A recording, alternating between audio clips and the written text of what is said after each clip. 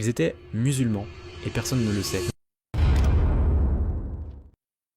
L'islam a été introduit en Inde dès le 7e siècle par des marchands arabes qui ont établi des communautés sur la côte ouest, notamment au Kerala. En 712, Muhammad ibn al-Qasim, un général omeyyade, a conquis le Sindh et le Pendjab, actuel Pakistan, marquant le début des conquêtes musulmanes en Inde. Pendant plus de 1000 ans, plusieurs empires et civilisations musulmanes se sont établis en Inde. Pour commencer, nous avons les Ghaznavides du 10-13e siècle, fondés par Mahmud de Ghazni. Cette dynastie turque a mené plusieurs campagnes dans la vallée de l'Indus et a établi sa domination sur le nord-ouest de l'Inde.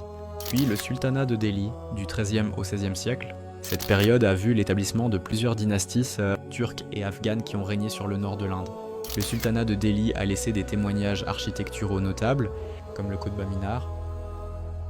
Et enfin, le plus prestigieux de tous, l'empire moghol du XVIe au XIXe siècle, fondé par Babur, un descendant de Tamerlan et de Gengis Khan. L'empire moghol a unifié une grande partie du sous-continent indien. Sous des empereurs comme Akbar, Jahangir, Shah Jahan et Aurangzeb, l'empire a connu une période de prospérité et de développement culturel.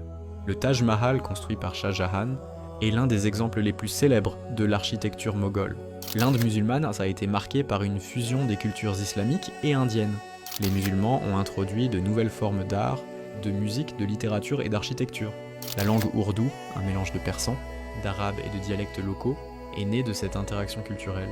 L'empire moghol a commencé à décliner au XIXe siècle, en raison des divisions internes et de l'arrivée des puissances coloniales européennes, notamment les Britanniques,